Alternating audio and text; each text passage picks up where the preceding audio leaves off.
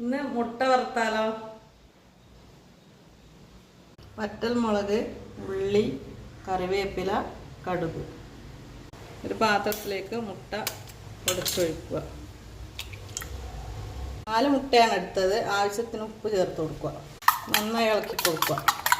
ചൂടായ പാത്രത്തിലേക്ക് എണ്ണ ഒഴിക്കുക.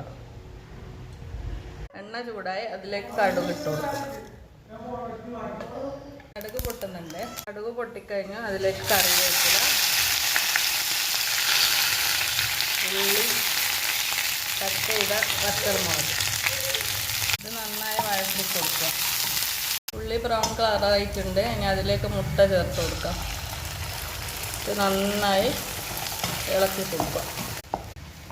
മുട്ട വറവ് റെഡി ആയിട്ടുണ്ട്. നല്ല ടേസ്റ്റാണ് ഇങ്ങനെ ഉണ്ടാക്കിയത്.